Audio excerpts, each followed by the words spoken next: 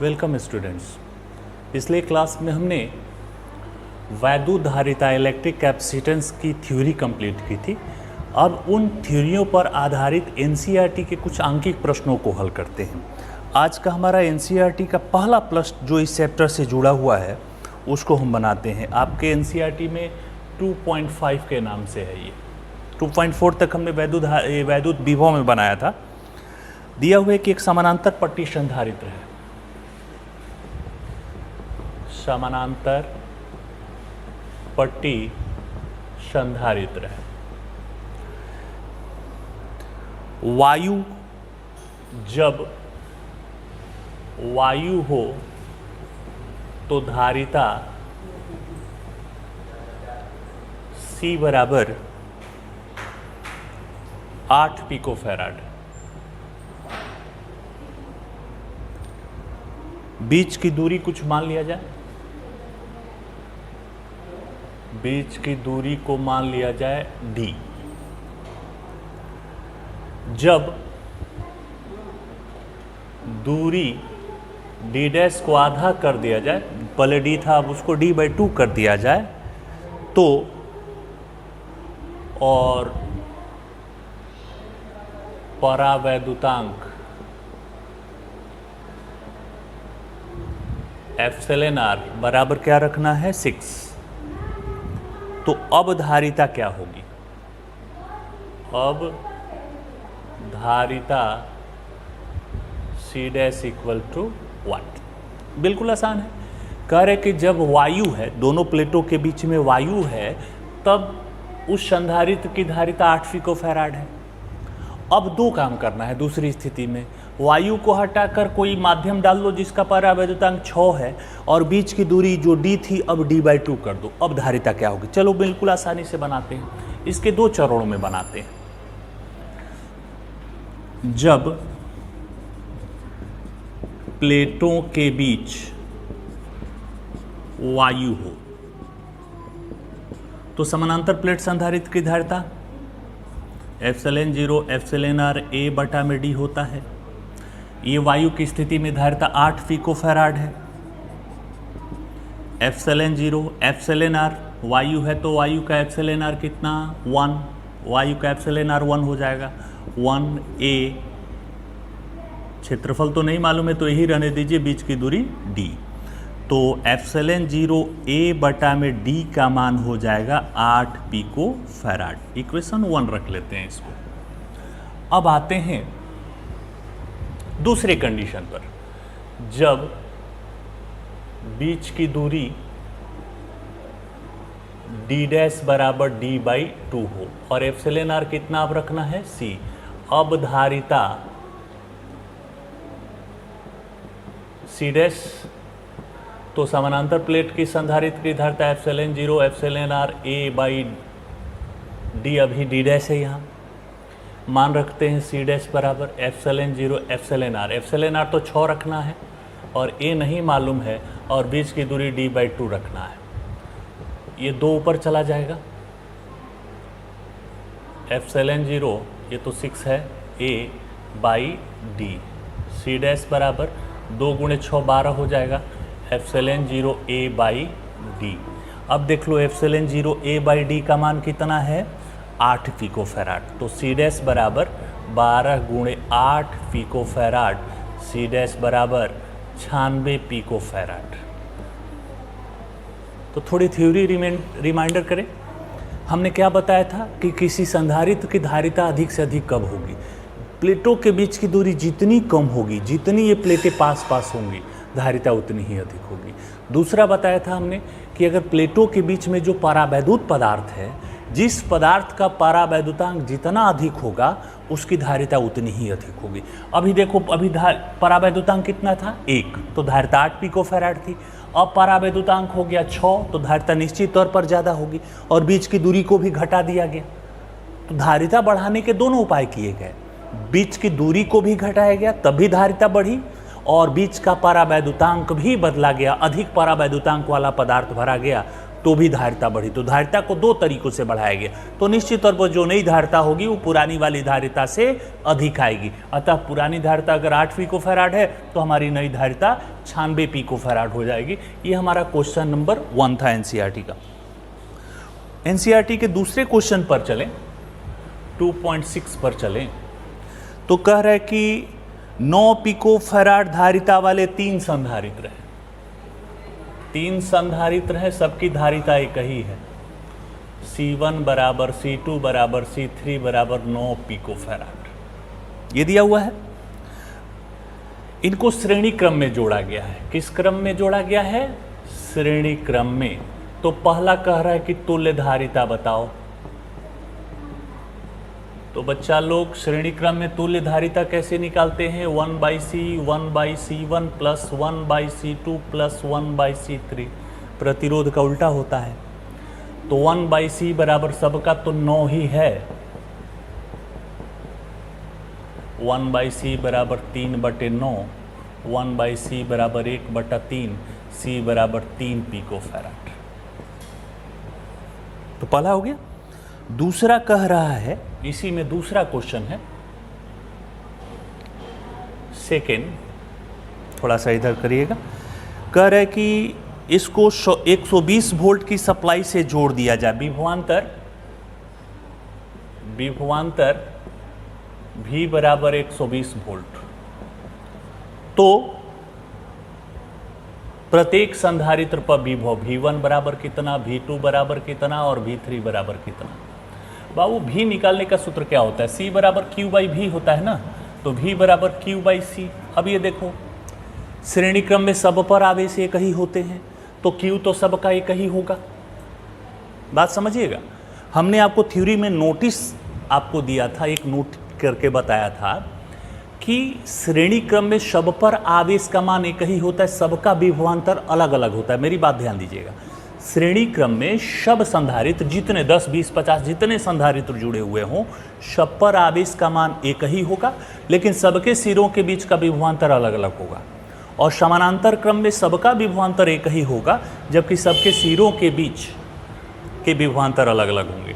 तब तो अब यहाँ इस कंडीशन में, इस क्वेश्चन में सबका आवेश एक ही होगा, ये थ्योरी है हमारी, और सबकी धारिता एक ही है, तो सबके बीच का विभवांतर भी एक ही होगा। तो V1 बराबर V2 बराबर V3 बराबर Q/C। Q/C हमारे पास Q नहीं है, तो Q बराबर होता है CV बटा में C। Q निकाल लीजिए, यहाँ Q निकाल लेते हैं। Q बराबर होता है CV, Q बराबर C 9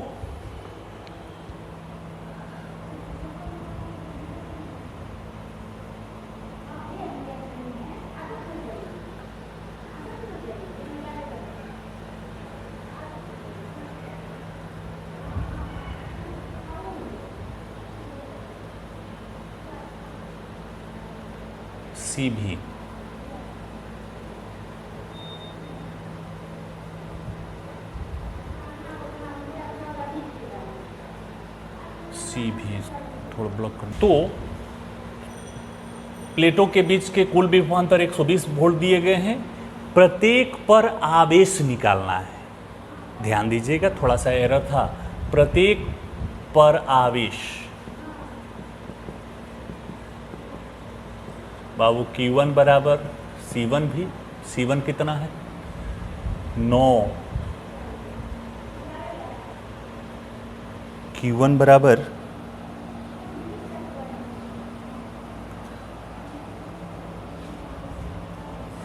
रोको तो इसको। तो कुल विभवांतर 120 वोल्ट दिया हुआ है, तो प्रत्येक संधारित्र के सिरों के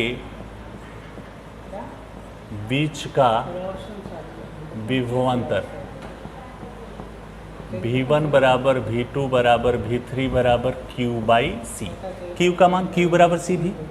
C 3 pico, V 120 volt, pico 10 के घात माइनस, ये हमारा Q निकल गया। इस Q का मान यहाँ रख दीजिए, तो V1 बराबर V2 बराबर V3, चूंकि सबका Q एक ही है और सबका C भी एक ही है, तो सबके सिरों के बीच का विभवांतर भी एक ही होगा। और वो कितना हो जाएगा Q 3 गुणे 10 के घात माइनस 12 गुणे 120 आ बटा में C1, अगर C1 है तो C1, C2 है तो C2, C3 है तो C3, 9 पिको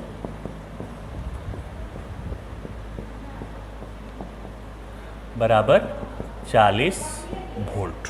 तो ये प्रत्येक का यहाँ विभवांतर यहाँ इसलिए बराबर होगा क्योंकि यहाँ सबका आवेश भी एक ही है, सबकी धारिता भी एक ही है। जनरली श्रेणी क्रम में सबके सिरों के बीच के विभवांतर अलग अलग होते हैं। यहाँ बराबर आ गया क्योंकि यहाँ क्वेश्चन में ऐसा शर्त लगा हुआ था।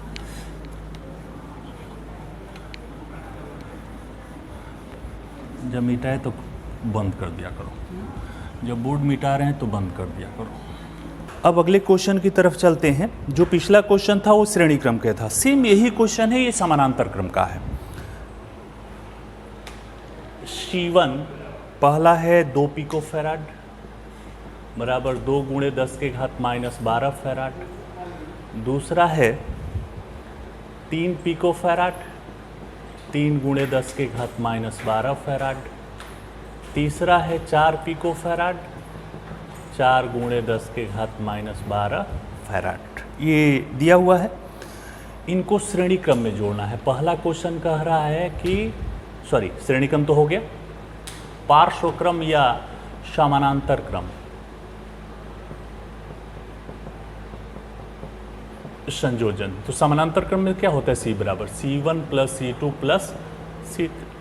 पिको फैराड में ही जोड़ सकते हो, 2 प्लस 3 प्लस 4, C बराबर 9 पिको फैराड। ये पहला क्वेश्चन हो गया। इसी में दूसरा क्वेश्चन ऐड किए हुए है, क्या कह रहा है कि 100 वोल्ट से जोड़ दे तो प्रत्येक पर आवेश कुल विभवांतर V बराबर 100 वोल्ट, तो प्रत्येक पर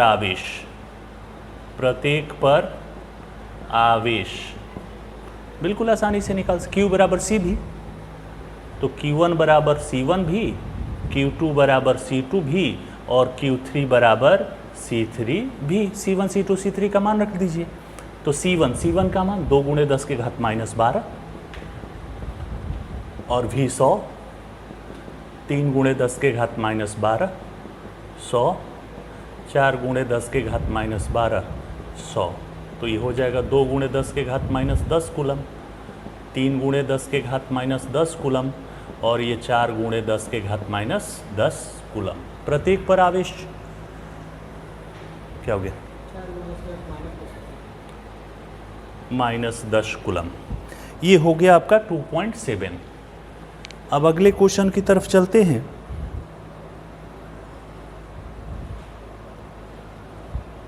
टू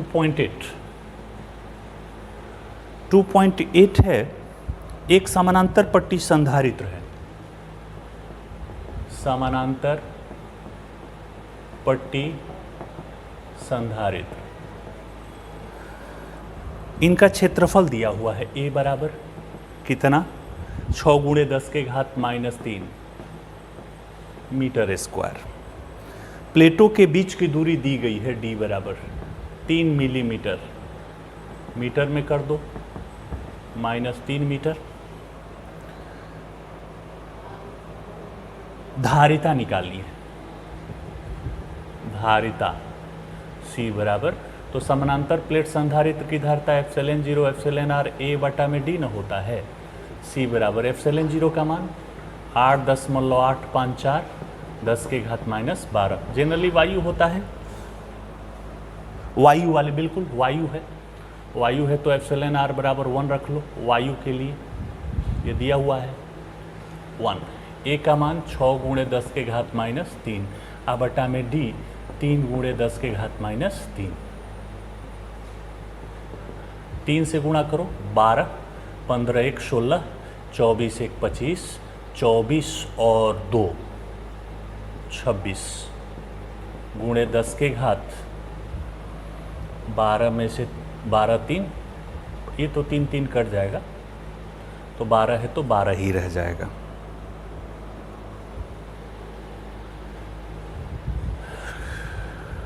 6 गुणे 10 के घात -3, बीच की दूरी 3 mm। समानांतर प्लेट संधारित्र की धारिता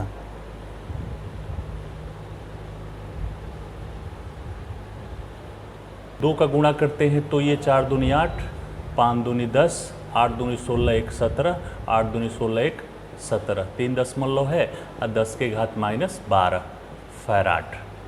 C बराबर 17.7 -12 है तो पिको ना, पिको फैराड। बिल्कुल आसानी से। अगले क्वेश्चन की तरफ चले। 2.8 के बाद 2.9, ये तो उसी पर आधारित प्रश्न है। उसके बाद अगला प्रश्न देखें जो अलग टाइप का है। आप बनाइएगा, नहीं बने तो कमेंट बॉक्स में क्वेश्चन नंबर लिखकर भेज दीजिएगा। 2.10 कह रहा है कि एक धारिता 12 pico farad, pico 12 pico farad, 50 volt, 50 volt संचित ऊर्जा, संचित ऊर्जा U बराबर क्या होता है? U बराबर 1/2 CV स्क्वायर, 1/2 C 12 गुणे 10 के घात -12 50 स्क्वायर। U बराबर 6 गुणे 10 के घात -12 2500। U बराबर 25 गुणे 6 150 और 10 के घात -10। U बराबर 1.5 10 के घात -8 जूल। कैलकुलेट कर लीजिए। उसके बाद आपका एनसीईआरटी का अंतिम प्रश्न है। अंतिम प्रश्न दिया हुआ है, एक संधारित्र है 600 पिको फैराड का, 600 पिको फैराड, 600 गुणे 10 के घात -12 फैराड। एक दूसरा संधारित्र भी इतना ही है, 600 गुणे 10 के घात -12 फैराड।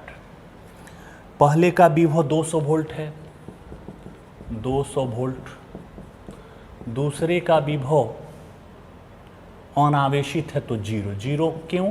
अनावेशित है, आवेश ही नहीं है तो विभव कहाँ से होगा? तो अनावेशित होने के चलते इसका विभवांतर कितना हो जाएगा? 0। अब कह रहा है जब इनको जोड़िएगा तो आपको थ्योरी पढ़ाया गया कि जब भी ऐसा संयोजन हम लोग करते हैं दो चालकों का तो इसमें सदैव ऊर्जा की हानि होती है। तो ऊर्जा ह्रास निकालना है हमें। ऊर्जा ह्रास डेल्टा U बराबर वाट। डेल्टा U का सूत्र क्या था? 1/C1C2 V1 माइनस V2 के होल स्क्वायर अब बटा में C1 plus C2। Delta U बराबर 1/2 6 गुणे 10 के घात -10 का होल स्क्वायर हो जाएगा। दोनों एक ही है। V1 200 माइनस 0 का होल स्क्वायर बटा में C1 प्लस C2। 6 गुणे 10 के घात -12 और 6 गुण -10 हो जाएगा, 2 0 हटा दो तो कितना हो जाएगा? 1/2 6 का स्क्वायर 36, 10 के घात -20, 4 0 6 6 12,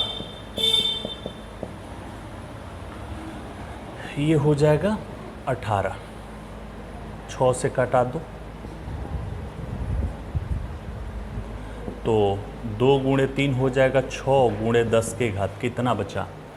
20। 20 में से 4 गया 16, 16 में से 10 गया -6 जूल। तो ऊर्जा ह्रास का इतना मान हो जाएगा। आपके एनसीईआरटी में इतने ही क्वेश्चन थे। अब कुछ क्वेश्चन ऐसे हैं जो इस चैप्टर में कंपटीशनों से बहुत क्वेश्चन पूछे जाते, कंपटीशनों में पूछे जाते हैं। उन क्वेश्चनों को भी कुछ बनाना सीखते हैं अलग। चूँकि ऑफलाइन क्लास होता है तो बहुत सारे क्वेश्चन आपको बनाने को दिए जाते, लेकिन फिलहाल कुछ क्वेश्चन बनाना सीख लेते हैं कि इस चैप्टर में किस तरह से डायग्राम वाले क्वेश्चन आते हैं, डायग्राम कैसे बनाते हैं, डायग्राम वाले क्वेश्चन कैसे सॉल्व होते हैं, अब ये जानते हैं। तो बच्चों अब कुछ डायग्राम वाले क्वेश्चन को सॉल्व कर लेते हैं। आपके सामने बोर्ड पर कुछ डायग्राम दिए गए हैं, चित्र दिए गए हैं। इस चित्र में आपको समझना होगा कि कौन किस क्रम में जुड़ा हुआ है। तब अगर ये आप गलत सोचिएगा तो आपसे नहीं बनेगा। पहले क्वेश्चन को देखकर क्वेश्चन को 2 मिनट समझते हैं कि ये दिए गए संधारित्र कौन किस क्रम में जुड़ा हुआ है, और तब पूरे संयोजन का ये चार, इसमें आप 1 2 3 4 संधारित्र, चारों मिलकर कितना धारिता का निर्माण करेंगे। तो ऐसे क्वेश्चनों को कैसे बनाते हैं, चलिए ध्यान दीजिए, बिल्कुल आसान है, जो बता रहे हैं उस बात को कंसीडर करिए। सबसे पहले संधारित्रों का नामकरण करिए। इसमें कितने संधारित्र हैं? 4, चारों का नाम रख लेते हैं। इसका नाम C1, इसका नाम C2, इसका नाम C3 और इसका नाम C4, है ना। अब ध्यान से देखो, अब बताओ कौन किस क्रम में है। एक बार में सब नहीं, अब एक एक दो दो को बना कर चलो। ये देखो C1 C2, ध्यान से देखकर बताओ तो C1 C2 किस क्रम में जुड़े हुए हैं? श्रेणी क्रम में कौन होता है? जिस क्रम में एक संधारित्र का दूसरा प्लेट पहले संधारित्र का दूसरा प्लेट अगले के पहले प्लेट के साथ जुड़ा हुआ, उसको श्रेणी क्रम। बिल्कुल परिभाषा लागू हो रहा है। तो निश्चित तौर पर C1 तथा C2 श्रेणी क्रम में है। C1 तथा C2 श्रेणी क्रम में, इनकी तुल्य धारिता, इनकी तुल्य धारिता C डैश मान लो। तो श्रेणी क्रम में क्या होता है? 1/C डैश बराबर 1/C1 प्लस 1/C2। हल कर लो पहले इसको। 1/C डैश C1 कितना? 3 माइक्रो और C2 6 माइक्रो। 3 6 6 2 1 3 3/6 1/2, तो C डैश बराबर 2 माइक्रोफैराड। ध्यान देना। अब ये दोनों मिलकर C1 C2 मिलकर कितने इनका निर्माण कर रहे हैं? 2 माइक्रोफैराड का। अब आप एक काम करिए, चित्र को थोड़ा सा बदलिए। अब इन दोनों को हटा देते हैं। ये दोनों मिलकर क्या हो गए? C dash. ये दोनों मिलकर क्या हो गए? C dash. तो अब ऐसे कर दो, C डैश। दोनों का संयोजन हो गया, दोनों मिल गए, इकट्ठा हो गया। अब नीचे वाले को देखो, इन दोनों को देखो, ये दोनों भी तो श्रेणी क्रम में है। बिल्कुल C3 तथा C4 श्रेणी क्रम में हैं। इनकी तुल्य धारिता, इनकी तुल्य धारिता 1/C डबल डैश कर लो। C3 C4 1/C double dash 4 4 2/4 1/2 C double dash बराबर 2 माइक्रोफैराड। तो नीचे वाले दोनों मिलकर कितने का धारिता का निर्माण करती है? दोनों मिलकर इकट्ठा हो गए तो C डबल डैश। तो एक काम करते हैं, अब इन दोनों को मिटा देते हैं समझने के लिए कि ये दोनों मिलकर तो C डबल डैश हो गए। अब इनको मिलाकर एक कर देते हैं, C डबल डैश। अब ध्यान से, अब चित्र को ध्यान से देखो और अब बताओ कि कौन किस क्रम में जुड़ा हुआ है। क्या ये C dash C double dash श्रेणी क्रम में है? परिभाषा लागू करके देखते हैं, अंदाज से नहीं। देखो C1 का पहला प्लेट भी बिंदु A पर है और C2 का पहला प्लेट भी बिंदु A पर है। C डैश का, इसका C डैश का दूसरा प्लेट बिंदु B पर है, C डबल डैश का भी दूसरा प्लेट। तो जिस संधारित्रों में सबका पहला प्लेट एक नियत बिंदु पर और सबका दूसरा प्लेट एक अन्य नियत बिंदु से जुड़े हुए हों, तो यह समानांतर क्रम की परिभाषा होती है। मतलब अब हमें ये जो दो दिख रहे हैं, ये दोनों समानांतर क्रम में हैं। तो इसको नीचे करिएगा थोड़ा। C डैश तथा C डबल डैश समानांतर क्रम में है। अब बताओ सब हो गया ना सबका? तो अब टोटल तुल्य धारिता बोलेंगे। अब तुल्य धारिता C बराबर C dash plus C double dash, ये 2 + 2 बराबर 4 माइक्रोफैराड। इस पूरे परिपथ में जो 4 संधारित्र लगे हुए थे, वो चारों मिलकर कितने माइक्रोफैराड के संधारित्र के व्यवहार करते हैं? कितने माइक्रोफैराड उनकी धारिता होगी? 4 माइक्रोफैराड। स्टेप भाई आप एक बार में चारों लेकर नहीं हल कर सकते, क्योंकि सब एक निश्चित क्रम में नहीं, कुछ श्रेणी है तो कुछ समानांतर है। तो जो पहले हल हो रहा है उनको हल कर। अब अगला क्वेश्चन देखो। अब देखोगे तो कहोगे सर ये वाला तो श्रेणी क्रम में है। बिल्कुल, तो पहले नामकरण करो जो हमने नाम दिया था। इसको C1, इसको C2, इसको C3 और एक यहाँ C4। तो निश्चित तौर पर C1 C2, C1 तथा C2 श्रेणी क्रम में, इनकी तुल्य धारिता, इनकी तुल्य धारिता 1/C' बराबर 1/C1 प्लस 1/C2, 1/C' बराबर 3/6 ना, माइक्रो में है, बाद में चेंज करने की ज़रूरत नहीं है।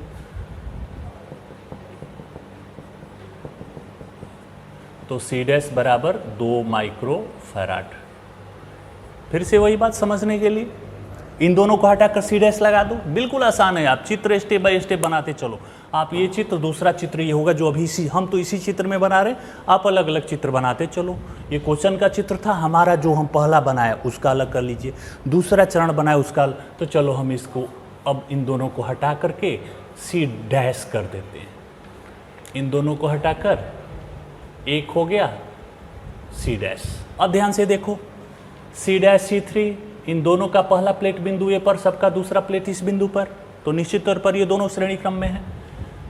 C' तथा C3 समानांतर क्रम में, समानांतर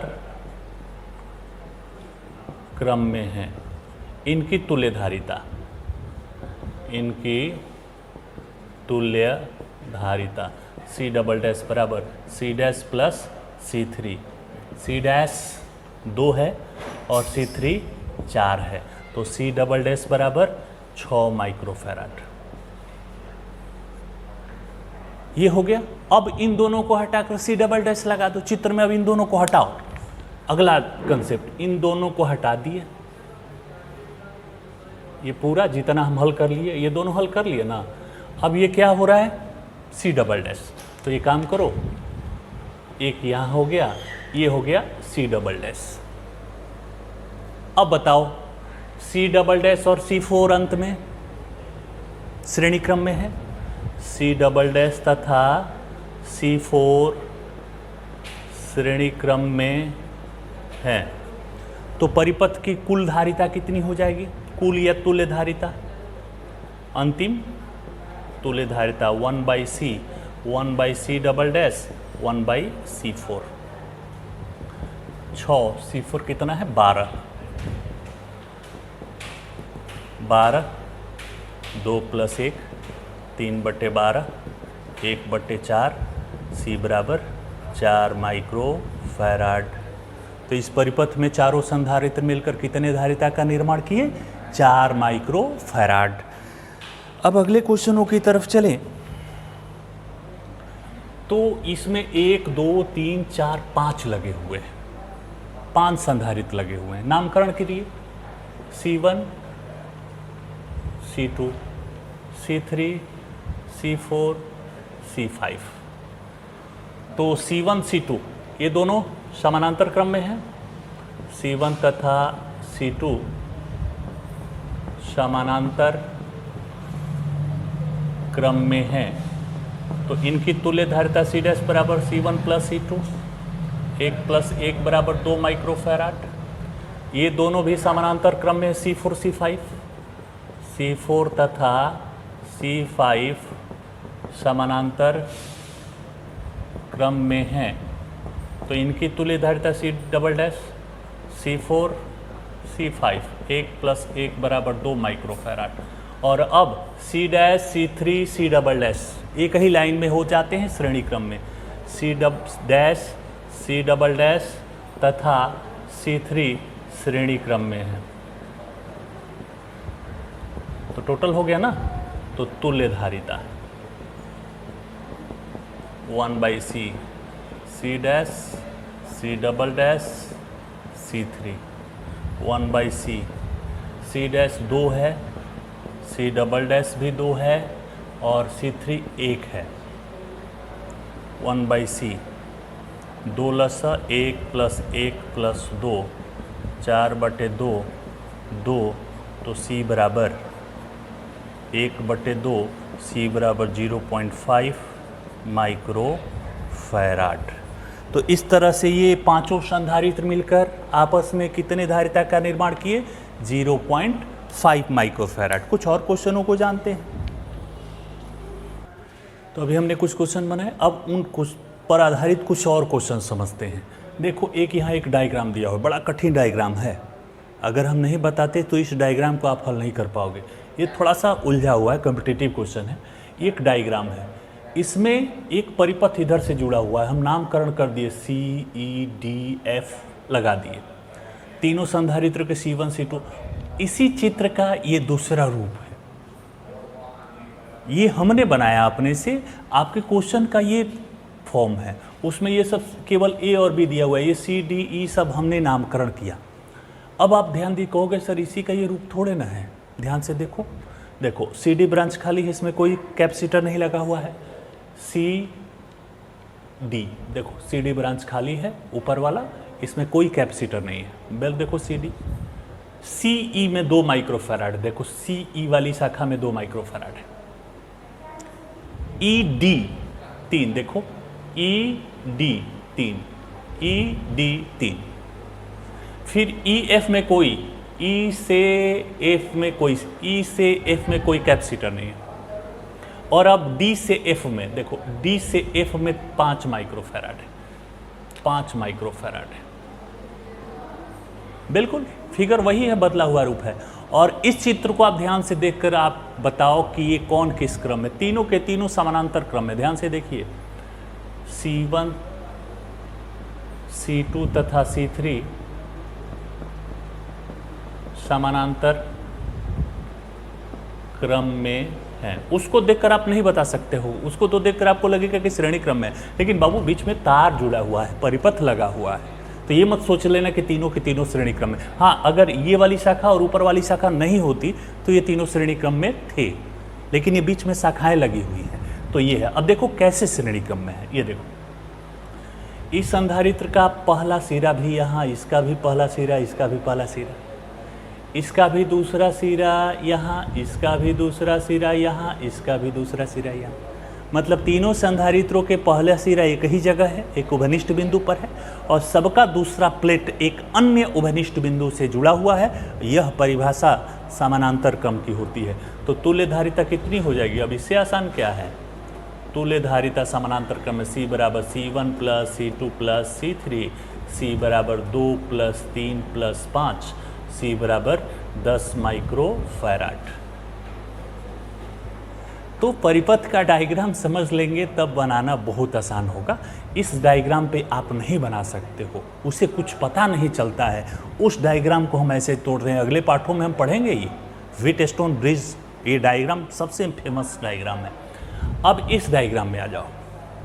इस डायग्राम के कह रहे हैं परिपथ की कुल वैद्युत ऊर्जा। बाबू कुल वैद्युत ऊर्जा U बराबर 1/2 CV² होता है किसी परिपथ में संचित ऊर्जा चालक की। तो भी दिया हुआ है कि एक सेल लगा हुआ है, सेल 6 वोल्ट का है, तो भी दिया हुआ है V बराबर 6 वोल्ट। तो परिपथ का C निकालोगे ना, परिपथ का C निकलेगा तब कुल ऊर्जा U का मान निकलेगा। तो पहले तुल्य धारिता निकालो, जो कि अभी पिछले क्वेश्चनों में हम लोग निकाले हैं, वो निकालो तो ये ऊर्जा निकालना बहुत आसान है। तो तुल्य, अब ये देखो नामकरण करते हैं, C1 C2 C3 C4 C5, 5 संधारित्र हैं। तो C1 C2 श्रेणी क्रम में है, C1 C2 श्रेणी क्रम में है, इनकी तुल्य धारिता, इनकी धारिता C dash C1 C2 2/2 1 C dash बराबर 1 माइक्रोफैराड। ये दोनों मिलकर 1 माइक्रोफैराड हो गए। फिर से वही बात, इन दोनों को हटा दो और 1 माइक्रोफैराड, एक कैपेसिटर लगा दो यहाँ, 1 माइक्रोफैराड वाला C डैश वाला। अब ध्यान से देखो, C डैश और C3 समानांतर क्रम में है, समानांतर क्रम में है, तो इनका तुल्य कितना हो जाएगा? C डैश 1 और C3 1, तो C डबल डैश बराबर 2 माइक्रोफैराड। अब इन दोनों को हटाकर क्या लगा दो, सी डबल डैश। अब ध्यान से देखो कि ये वाली शाखा और ये वाली शाखा तो एक ही लाइन हो गया। ये देखो, ये खोल दो यहाँ से तो एक सीधी रेखा हो जाएगी। तो सी डबल डैश और C4 श्रेणी क्रम में है, सी डबल डैश तथा C4 श्रेणी क्रम में है। तो इनकी तुल्यधारिता triple dash C double dash C4 2, और C4 का मान कितना है 2 माइक्रोफैराड, 2/2 1। तो सी ट्रिपल डैश 1 माइक्रोफैराड। अब इन दोनों को भी हटा दो, इन दोनों को भी हटा दो और एक यहाँ से लगाओ, यहाँ से यहाँ तक एक ठो यहाँ सी ट्रिपल डैश। अब बताओ सी ट्रिपल डैश C5 समानांतर क्रम में है, इधर करना सी ट्रिपल डैश C5 समानांतर क्रम में है। तुल्यधारिता C बराबर सी ट्रिपल डैश C5 1 और C5 का मान 1। तो तुल्यधारिता 2 माइक्रोफैराड। तो तुल्यधारिता निकल गई। तो संचित ऊर्जा तो आप आसानी से निकाल सकते हो। कितनी हो जाएगी, नीचे आ रहा है ना, संचित ऊर्जा U बराबर 1/2 CV², 1/2 C। 2 माइक्रो 10 के घात -6 और विभव 6 वोल्ट। U बराबर 36 × 10 के घात -6 जूल। आपका मान आ रहा है बिल्कुल। तो ये ऊर्जा निकालना नहीं था, मेन था आपको परिपथ की तुल्यधारिता, 5 संधारित्र मिलकर कितनी धारिता का निर्माण करते हैं ये पता करना। चलो अब कुछ और तरह का और एक प्रश्न जानते हैं। इस प्रश्न में आते हैं, इस डायग्राम में आते हैं। इस डायग्राम को ध्यान से देखो और इसमें संधारित्रों का नामकरण करो। तो ये देखो यहां से करते हैं C1 C2 C3 C4 C5 C6। पहले तुल्यधारिता निकालो, उसके बाद बात करेंगे C के रूप में ही। अब ध्यान से देखो तो यहाँ देखो C1 और C2 किस क्रम में है। इन दोनों को पहला प्लेट यहाँ है, दोनों का दूसरा प्लेट यहाँ है, समानांतर क्रम में है। C1 तथा C2 समानांतर क्रम में हैं। तो इनकी तुल्यधारिता C' C1 plus C2। C1 का मान भी C है, C2 का भी मान C है। C प्लस C बराबर 2C। तो इन दोनों को हटाकर C' कर देते हैं, इन दोनों को हटा देते हैं यहाँ से यहाँ तक, और एक यहाँ कहीं जोड़ दीजिए, यहाँ जोड़ दीजिए, ऐसे ये C' हो जाएगा। अब थोड़ा ध्यान से देखो, C' C3 श्रेणी क्रम में है, C' तथा C3 श्रेणी क्रम में है। तो इनकी तुल्यधारिता 1/C double dash C' C3 2C है, और C3 का मान भी 2C है। 2/2C 1/C, तो C डबल डैश का मान भी C हो जाएगा। अब इन दोनों को हटाकर C डबल डैश लगा दो। इन दोनों को हटा दिए और क्या लगा दिए यहाँ C डबल डैश। ये दोनों तुल्य होकर C डबल डैश में बदल गए। अब C डबल डैश और C4 को देखो समानांतर क्रम में है।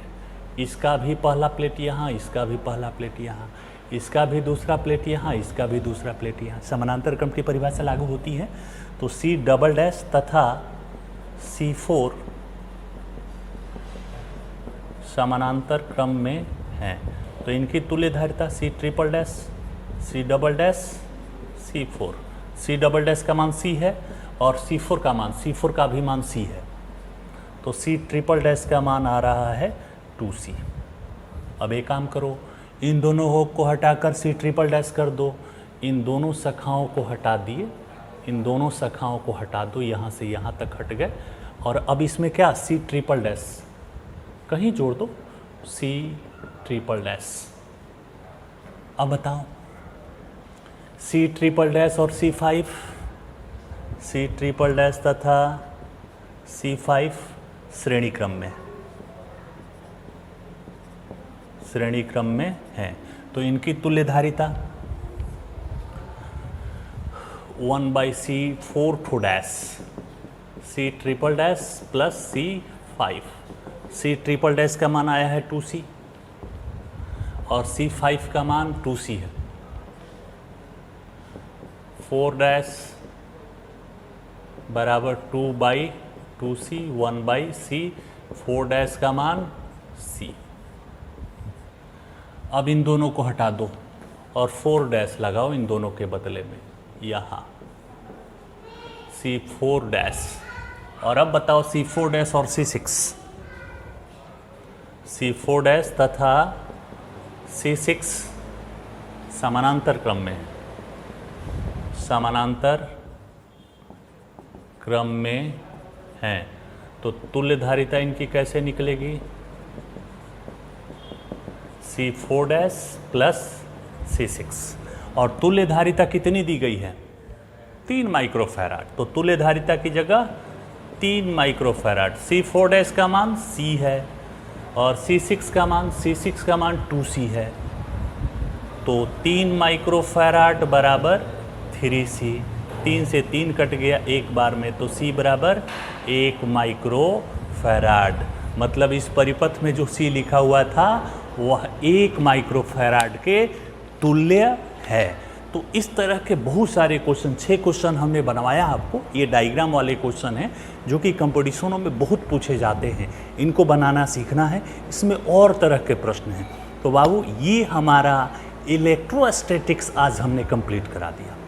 ध्यान दीजिएगा, ऑफलाइन और ऑनलाइन क्लास में केवल एक अंतर रह जाता है हमारे अनुसार, थ्योरी में कहीं कोई गुंजाइश नहीं है। थ्योरी जितना हम ऑफलाइन पढ़ेंगे उतना ही हमने ऑनलाइन बताया है।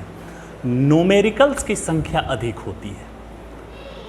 मान के चलो कि आधा न्यूमेरिकल्स हमने ऑफलाइन क्लास में और बनाए होते, ऑनलाइन में आधा कम हम लोग बना रहे हैं। तो ये थोड़ी सी, चूँकि समय सीमा को भी लेकर हमें चलना है, तो हमारा क्लास 12th का यूनिट नंबर 1 इलेक्ट्रोस्टैटिक्स स्थैतिक विद्युत कंप्लीट होता है। विद्युत की पहली शाखा को हमने पढ़ लिया। अब विद्युत की दूसरी शाखा धारा विद्युत, ये स्थिर विद्युत था, अब धारा विद्युत। पहले ही क्लास में हमने बताया था कि धारा विद्युत, स्थिर विद्युत क्या है। तो अगले क्लास में हम लोग जानेंगे धारा विद्युत, करंट इलेक्ट्रिसिटी। धन्यवाद।